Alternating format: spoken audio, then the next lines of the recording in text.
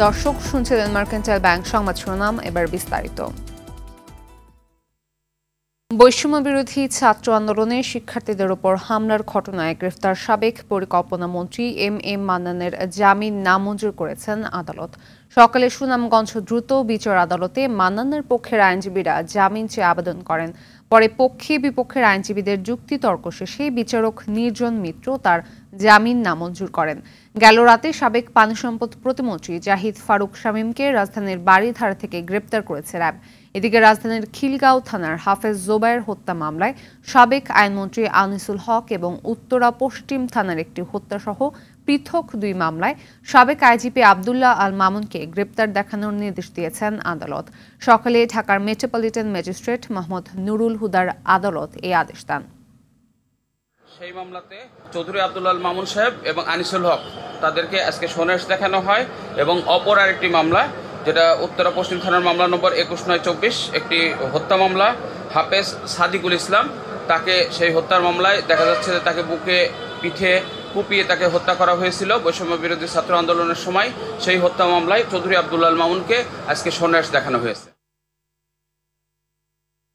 ঢাকা বিশ্ববিদ্যালয়ে তোফাজ্জল হত্যাকাণ্ডের সঙ্গে জড়িতদের গ্রেফতার করা হয়েছে। আরও কেউ জড়িত আছে কিনা তা তদন্তে পুলিশ কাজ করছে বলে জানিয়েছেন ঢাকা মেট্রোপলিটন পুলিশের মিডিয়া অ্যান্ড পাবলিক রিলেশন বিভাগের উপকমিশনার মোহাম্মদ তালিবুর রহমান। সকালে ডিএমপি মিডিয়া সেন্টারে এক সংবাদ সম্মেলনে একথা বলেন তিনি। ঢাকা বিশ্ববিদ্যালয়ের সাথে সবসময় যোগাযোগ রাখা হচ্ছে জানিয়ে কমিশনার বলেন, রাজধানীর ২২টি থানা আংশিকভাবে পরিপূর্ণভাবে পড়ে যায়। অল্প সময়ের মধ্যেই সংকট কাটিয়ে ওঠা সম্ভব হয়েছে। এছাড়া অবৈধ অস্ত্র উদ্ধার অভিযান এবং ট্রাফিক ব্যবস্থা নিয়ন্ত্রণে ডিএমপির ট্রাফিক বিভাগ কাজ করছে বলেও জানান মোহাম্মদ তালিবুর রহমান। যেহেতু আমাদের অভিযান চলছে, অভিযানের অনেকেই আশা যারা অপরাধী তারা হয়তো অভিযানের ভয়ে অনেক সময় পরিত্যক্ত অবস্থায় রেখে যাচ্ছে। এটা তো আমাদের একটা অভিযানের সাফল্য অবশ্যই। ঢাকা মেট্রোপলিটন পুলিশের ২২টা থানা আংশিক বা পরিপূর্ণভাবে ধ্বংস হয়ে যায়, নষ্ট হয়ে যায়। এছাড়া আমাদের আরও কিছু পুলিশ স্থাপনা সহ প্রায় ২১৬টি স্থাপনা আমাদের ক্ষতিগ্রস্ত হয়। আমরা খুব চেষ্টা করছি খুব অল্প সময়ের ভিতরে এসব স্থাপনা সংস্কার করে আবার আগের অবস্থায় ফিরে যেতে।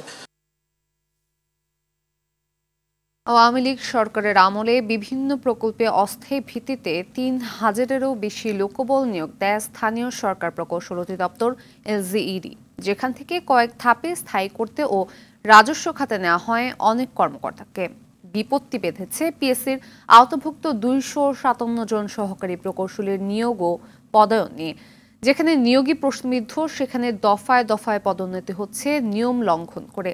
জনপ্রশাসন বিশেষজ্ঞরা বলছেন, প্রকল্পে অতিরিক্ত লোকবল নিয়োগ দেয়া সরকারি অর্থের অপচয়। আতিকা রহমানের রিপোর্ট।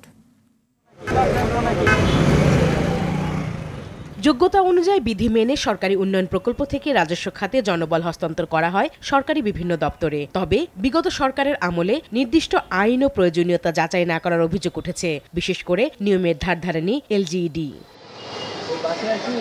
প্রকল্প থেকে রাজস্ব খাতে স্থানান্তর, পদায়ন, পদোন্নতির ক্ষেত্রে রাজস্ব বাজেটে স্থানান্তর বিধিমালা মানতে হয়। বাধ্যবাধকতা রয়েছে পিএসসির সুপারিশ মানার। অনুমোদন নিতে হয় আইন, জনপ্রশাসন ও অর্থ মন্ত্রণালয়ের। কিন্তু এসব কিছুই মানা হয়নি আওয়ামী লীগ সরকারের সময় নিয়োগ পাওয়া প্রথম শ্রেণীর ২৫৭ প্রকৌশলীর চাকরি রাজস্ব খাতে নিতে LGED নিজেই সিদ্ধান্ত নিয়েছে। পদোন্নতির অনিয়মের পাশাপাশি বিভিন্ন সময় মাস্টার রোলে চাকরি দেয়া কর্মচারীরাও এখন আন্দোলন করছে চাকরি স্থায়ী করতে। ১৬ বছর পর প্রথম শ্রেণীর প্রকৌশলীদের জ্যেষ্ঠতার তালিকা প্রকাশ করে LGED। এ নিয়ে চরম অসন্তোষ দেখা দিয়েছে। অভিযোগ উঠেছে, কমিটির সদস্য না হয়েও প্রতি বৈঠকে উপস্থিত থেকে চাপ প্রয়োগ করছেন বিগত সরকারের ঘনিষ্ঠ নির্বাহী প্রকৌশলী শরীফ উদ্দিন ও যুগ্ম সচিব নজরুল ইসলাম।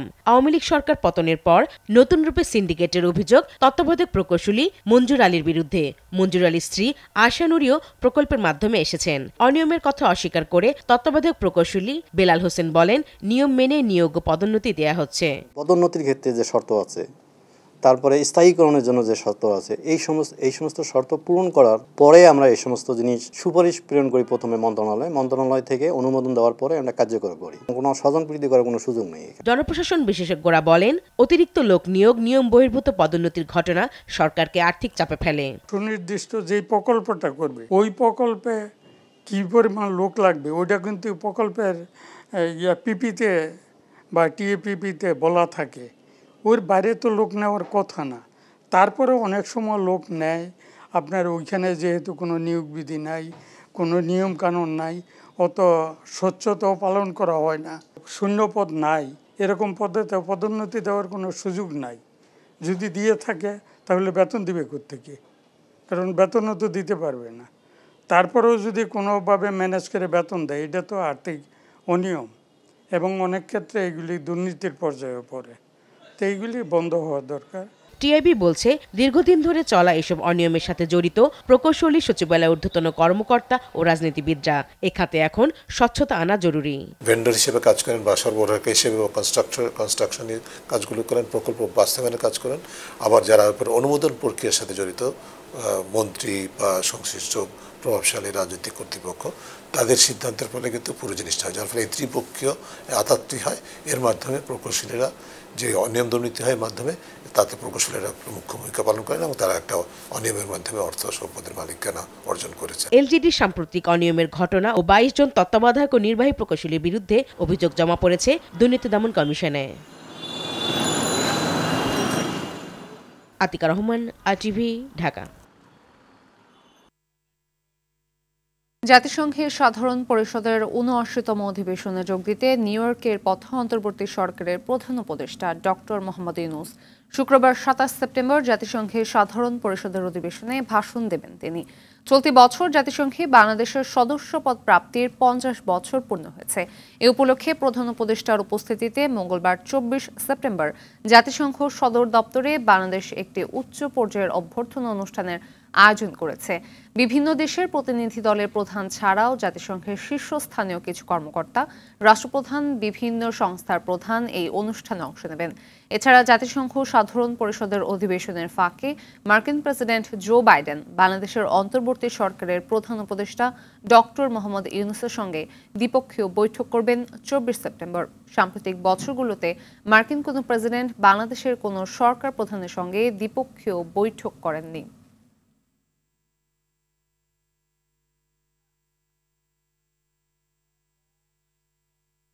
ভারতে ইলিশ উপহার হিসেবে যাচ্ছে না, রপ্তানি করা হচ্ছে বলে জানিয়েছেন উপদেষ্টা সৈয়দা রিজওয়ানা হাসান। নোয়াখালীর কোম্পানিগঞ্জের মুসাপুর রেগুলেটর এলাকা পরিদর্শন শেষে তিনি কথা বলেন ইলিশ রপ্তানি করা হবে যার টাকা বাংলাদেশ সরকার পাবে, সেটা ছোট করে দেখার মতো না। এছাড়া প্রতিবেশী দেশের সঙ্গে অনেক বিষয়ে আলাপ আলোচনা করতে হয়, ছোট কোনো বিষয় নিয়ে সেই আলোচনার ধারাটা বন্ধ হয়ে যাক সেটা চায় না বলেও মন্তব্য করেন রিজওয়ানা হাসান। ইলিশ কিন্তু ভারতে উপহার হিসেবে যাচ্ছে না, এটা রপ্তানি করা হবে এবং রপ্তানির টাকাটা বাংলাদেশ সরকার পাবে। সেটা খুব ছোট করে দেখার মতন টাকা না। সবসময় মনে রাখতে হবে যে আমাদের প্রতিবেশীর সাথে অনেক বিষয়ে আমাদেরকে আলাপ আলোচনা করতে হবে। আমরা সেই আলোচনার দ্বারটা ছোট ছোট বিষয়ে বন্ধ হয়ে যাক, এটা চাই না। সাবেক প্রধানমন্ত্রী শেখ হাসিনা সহ যত এমপি মন্ত্রী ভারতে পালিয়ে আছেন তাদের ফিরিয়ে দেওয়ার আহ্বান জানিয়েছেন বিএনপি চেয়ারপারসনের উপদেষ্টা জয়নুল আবেদিন ফারুক। সকালে জাতীয়তাবাদী নবীন দলের আয়োজনে ২০০৮ থেকে ২৪ সাল পর্যন্ত বিনা ভোটে নির্বাচিত দুর্নীতিবাজ এমপিদের বিচারের আওতায় আনার দাবিতে অবস্থান কর্মসূচিতে অংশ নিয়ে এসব কথা বলেন তিনি। জয়নুল আবেদিন বলেন, আবু সাইদ মুগ্ধদের ক্ষত এখনো শুকায়নি, এর মধ্যেই পাহাড় অস্থির করে আওয়ামী লীগের দোসররা দেশকে অস্থিতিশীল করার চেষ্টা করছে। আওয়ামী লীগের নেতাকর্মীরা আবারও সংগঠিত হওয়ার চেষ্টা করছে জানিয়ে তিনি বিএনপিকে সতর্ক থাকার আহ্বান জানান। অবৈধভাবে বিনা পাসপোর্টে বাংলাদেশের শত শত মামলা থাকার পরেও কি করে আপনার দেশে অবস্থান করছে?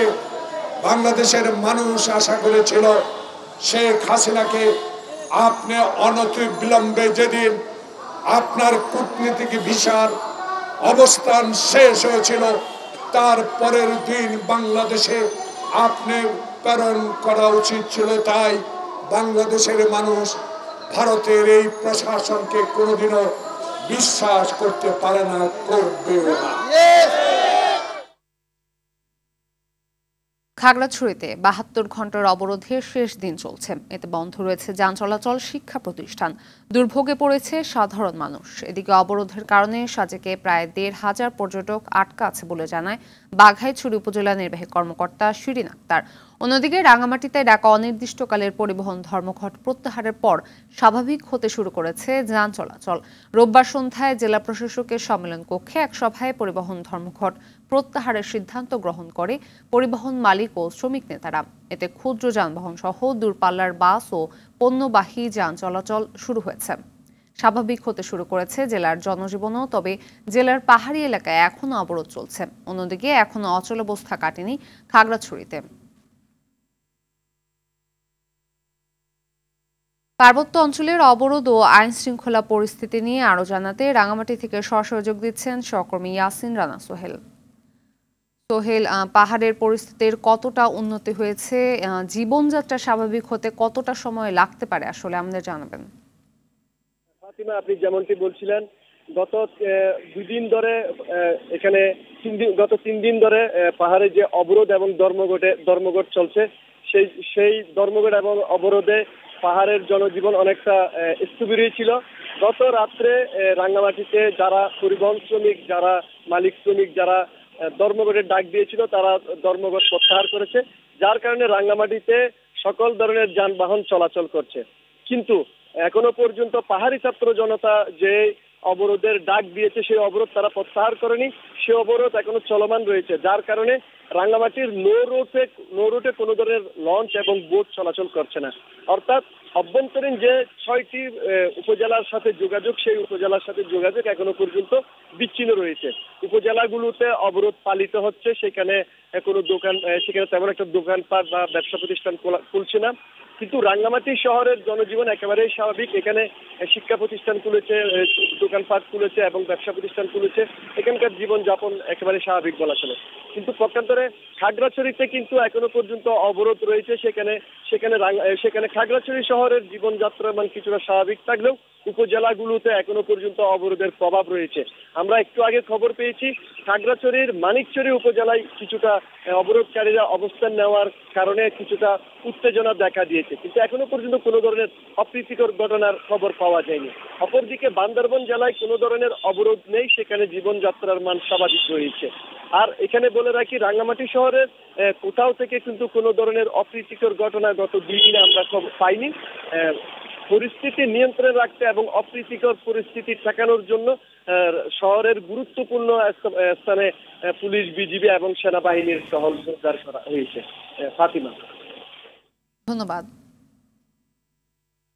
একটি মৃত্যু স্বজনদের কতটা অসহায় করতে পারে তার নির্মম উদাহরণ মোহাম্মদপুর জেনেভা ক্যাম্পের রিকশা চালক রনির পরিবার।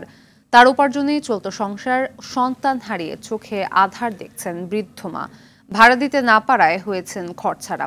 আরেক ঘটনায় বাবাকে হারিয়ে দিশেহারা মাদ্রাসা পড়ুয়া ছোট্ট ইমাম।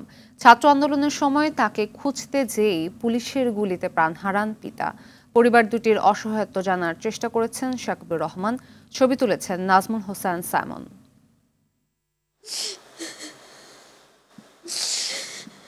ছেলের মৃত্যু 2 মাস না যেতেই হয়েছেন ঘরছাড়া। ভাড়া বাকি পড়ায় বের করে দেয়া হয় বৃদ্ধ মাকে। সম্পদ বলতে ছিল না কিছুই। রনির রিকশার পেডেলেই ঘুরত সংসারের চাকা। অনিশ্চিত ভবিষ্যতের মুখোমুখি দাঁড়িয়ে এখন কান্নায় যেন নিত্যসঙ্গী। আমার একটাই ছেলে ছিল, রিকশা চালাইতো। আমার ছেলে, আমরা দুজন একটা ছোট ঘর ভাড়া নিয়ে থাকতাম। এখন কয়দিন ধরে আমার মেয়ের কাছে। এখন ওরও তো বিয়ে হয়ে গেছে, সংসার আছে। 18 জুলাই ছাত্র আন্দোলনে আল্লাহ করিম মসজিদের সামনে পুলিশের গুলিতে লুটিয়ে পড়ে রনি। বেঁচে থাকার একমাত্র অবলম্বন নারী ছেঁড়া ধনকে হারিয়ে দিশেহারা মা। 12টার সময় শুনছি আমার ছেলের গুলি লাগছে।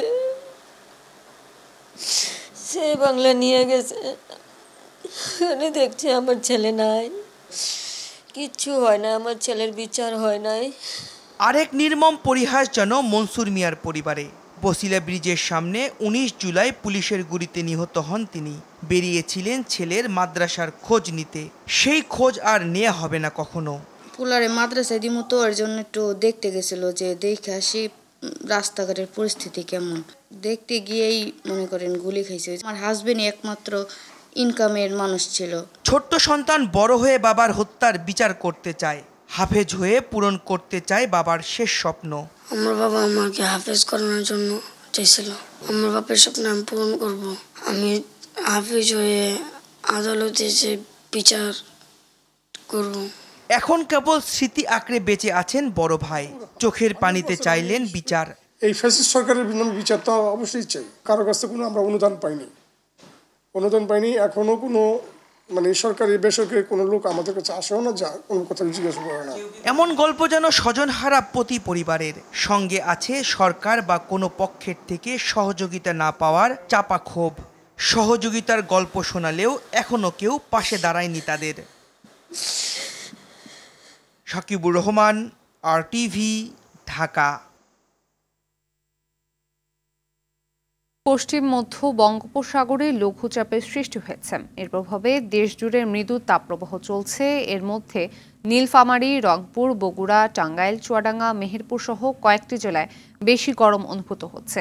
আবহাওয়া অফিসের তথ্যমতে গতকাল মেহেরপুর জেলায় সর্বোচ্চ তাপমাত্রা রেকর্ড করা হয়েছে 36.5 ডিগ্রি। আবহাওয়া অফিস জানায়, সাগরের লঘুচাপের প্রভাবে টাঙ্গাইল, ফরিদপুর, কিশোরগঞ্জ, নারায়ণগঞ্জ, যশোর, চুয়াডাঙ্গা, ফেনী, সিলেট সহ বেশ কয়েকটি জেলার উপর দিয়ে মৃদু তাপপ্রবাহ বয়ে যেতে পারে। এছাড়াও খুলনা, বরিশাল, চট্টগ্রাম সহ কয়েকটি জেলার উপর দিয়ে হালকা থেকে মাঝারি বৃষ্টি হতে পারে বলে জানায় আবহাওয়া অফিস।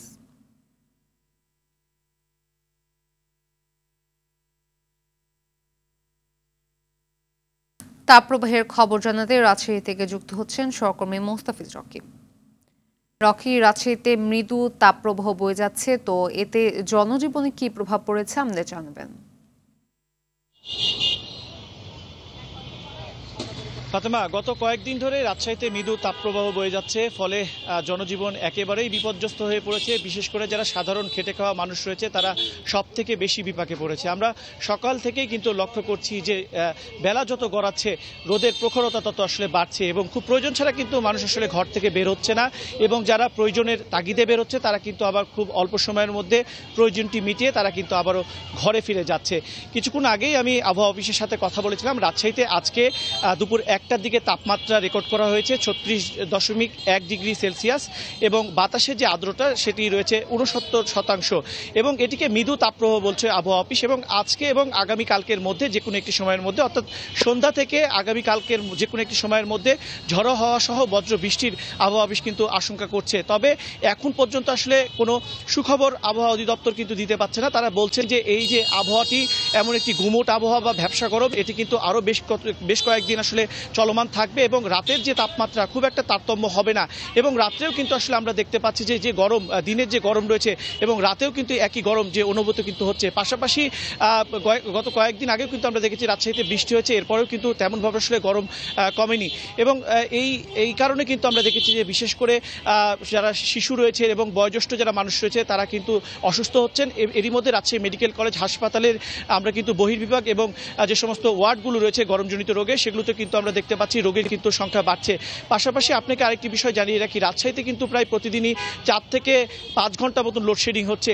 এর ফলে এই গরম এবং যে লোডশেডিং এর মাধ্যমে কিন্তু দুটির মাধ্যমে কিন্তু সাধারণ মানুষের জনজীবন এখন একেবারে কিন্তু বিপর্যস্ত অবস্থায় রয়েছে। তো এই ছিল আমার কাছে ফাতেমা রাজশাহী থেকে আবার সর্বশেষ পরিস্থিতি। ধন্যবাদ।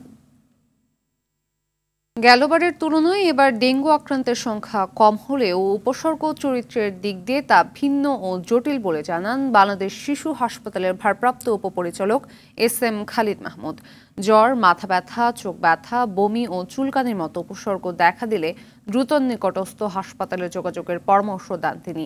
স্বাস্থ্য অধিদপ্তরের তথ্য অনুযায়ী গতকাল পর্যন্ত সারা দেশের 0 থেকে 10 বছর বয়সী 3,339 জন শিশু হাসপাতালে ভর্তি হয়েছে।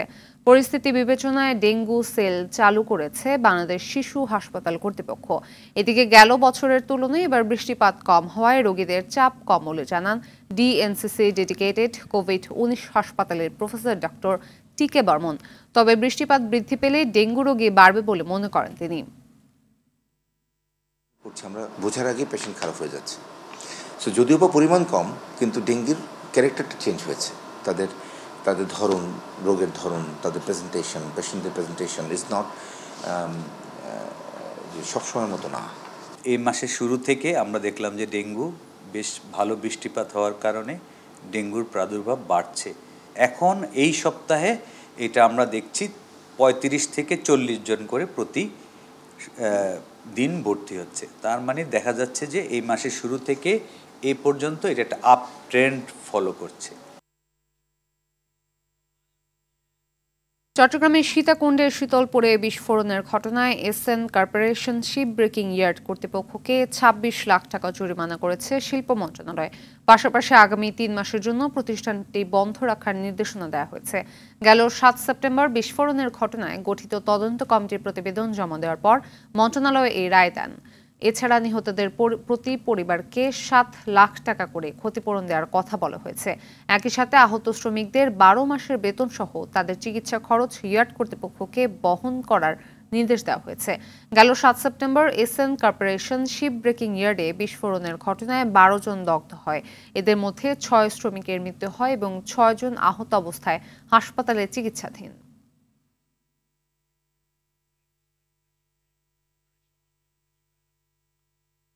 রাজধানীর নটরডেম কলেজের অফিস সহকারী লিফিকা গোমেজ হত্যা মামলায় 2 আসামিকে গ্রেপ্তার করেছে পিবিআই। 22 সেপ্টেম্বর সূত্রাপুর এলাকা থেকে তাদের গ্রেপ্তার করে পুলিশ ব্যুরো অফ ইনভেস্টিগেশন। দুপুরে ধানমন্ডিতে সংবাদ সম্মেলনে সংস্থাটি জানায়, চুরিতে বাধা দেয় লিফিকাকে হত্যা করে আসামিরা। গেল 10 সেপ্টেম্বর অফিস শেষ করে বাসায় গিয়ে আর কাজে না ফিরলে কলেজের সহকর্মীরা তার ভাড়া বাসায় গিয়ে রক্তাক্ত অবস্থায় মৃতদেহ উদ্ধার করে। পরে এ ঘটনায় সূত্রাপুর থানায় হত্যা মামলা হলে তদন্তে নামে পিবিআই। চুরি হওয়া মোবাইল ফোন উদ্ধার করতে গিয়ে জানতে পারে প্রতিবেশী জুয়েল রানা ও তার সহযোগী নজরুল ইসলাম লিফিকাকে হত্যা করে। এই ঘটনা তদন্তে আরও কাজ চলছে বলে জানায় পিবিআই। জেগে গিয়েছে বা কোনো শব্দ করেছে, সুতরাং তাদের হাতে ছিল সেই রড, পানির যে পাইপ, সেই পাইপ দিয়ে তারা তার মাথায় সজোরে আঘাত করে এবং তাকে বালিশ দিয়ে চাপ দিয়ে রেখে তার মৃত্যু নিশ্চিত করে। তাদের চিনে ফেলা রোধ করার জন্য তারা লিপিকাকে হত্যা করে এবং লিপিকার বাসায় তার যে বাসা থেকে তারা তার মোবাইল ফোন 2টি এবং তার হ্যান্ডব্যাগ চুরি করে নিয়ে যায়। বাগেরহাটের মোংলা বন্দরে বিদেশ থেকে আমদানি করা 40টি রিকন্ডিশন গাড়ি নিলামে তোলা হয়েছে। আজ থেকে যে কেউ বাংলাদেশ কাস্টমস ই-অকশন ওয়েবসাইটের মাধ্যমে নিবন্ধন করে নিলামে অংশ নিতে পারবেন। আগামী 29 সেপ্টেম্বর অংশগ্রহণকারীদের মধ্যে সর্বোচ্চ করদাতাদের নামের তালিকা প্রকাশ করে গাড়িগুলো বিক্রি করা হবে। এ বিষয়ে মোংলা কাস্টমস জানায়, আমদানি হওয়া গাড়ি 30 কার্যদিবসের মধ্যে ছাড় করানোর নিয়ম থাকলেও আমদানিকারকরা তা করেননি। তাই কাস্টমস নিয়ম অনুযায়ী গাড়িগুলো পর্যায়ক্রমে নিলামে উঠাচ্ছে। নিলামে ওঠা গাড়ির মধ্যে রয়েছে হাইএক্স, ডাম্প ট্রাক, ম্যাক্রো সহ বিভিন্ন গাড়ি। সবশেষ 18 আগস্ট 19টি বিলাসবহুল গাড়ি নিলামে তোলা হয়েছিল।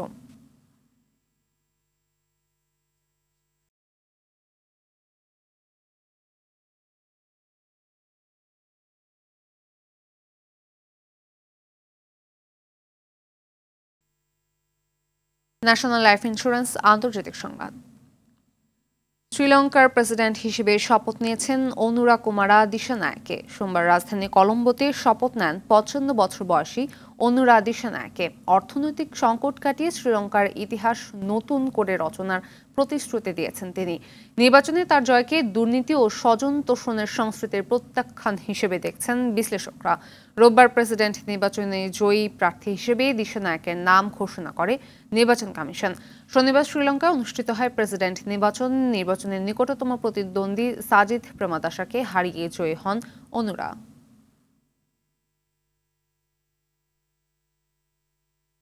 এবারের প্রেসিডেন্ট নির্বাচনে হেরে গেলে 2028 সালের নির্বাচনে আর অংশ নেবেন না সাবেক মার্কিন প্রেসিডেন্ট ডোনাল্ড ট্রাম্প।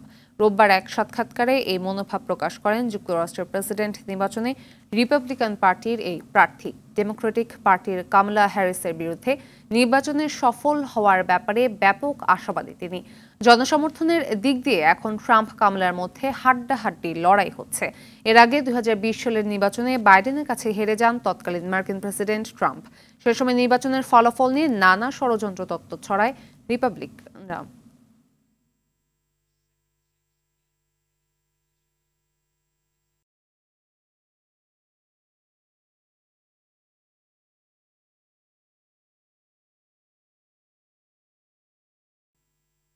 খেলা খবর ক্রিকেট। মিরপুর শেরেবাংলা স্টেডিয়াম পরিদর্শন করলেন দক্ষিণ আফ্রিকার প্রতিনিধি দল। আসন্ন দক্ষিণ আফ্রিকা সিরিজ উপলক্ষে সকালে একাডেমি মাঠ ও মূল মাঠের নিরাপত্তা ব্যবস্থা ঘুরে দেখেন প্রোটিয়া কর্মকর্তারা। পরে স্টেডিয়ামে সেনাবাহিনীর সশস্ত্র মহড়া চলে। রোববার চট্টগ্রামের জহুর আহমেদ চৌধুরী স্টেডিয়াম পরিদর্শন করেন বাংলাদেশে অবস্থান করা 4 সদস্যের ক্রিকেট দক্ষিণ আফ্রিকার প্রতিনিধি দল। আগামী 21 অক্টোবর থেকে মিরপুর শেরেবাংলা স্টেডিয়ামে শুরু হবে বাংলাদেশ ও দক্ষিণ আফ্রিকার মধ্যকার প্রথম টেস্ট। চট্টগ্রামের জহুর আহমেদ চৌধুরী স্টেডিয়ামে দ্বিতীয় টেস্ট শুরু 29 October. Football. AFC Asian cup অনূর্ধ্ব 20 ফুটবলের গ্রুপ এ এর বাছাই পর্বে আজ গুয়ামের বিপক্ষে মাঠে নামবে বাংলাদেশ। ভিয়েতনামের হাইফংয়ে ম্যাচটি শুরু হবে বাংলাদেশ সময় বিকেল 3টায়। শক্তিশালী সিরিয়ার বিপক্ষে বড় হার দিয়ে এএফসির আসর শুরু করেছে মারুফুল হকের বাহিনী। সেই ম্যাচের ভুল শুধরে গুয়ামের বিপক্ষে জয়ের পরিকল্পনা লাল সবুজের প্রতিনিধিদের। এদিকে ড্র দিয়ে আসর শুরু করা গুয়াম বাংলাদেশের বিপক্ষে জয় নিয়ে দ্বিতীয় রাউন্ডে যাওয়ার পথে এগিয়ে থাকতে চায়।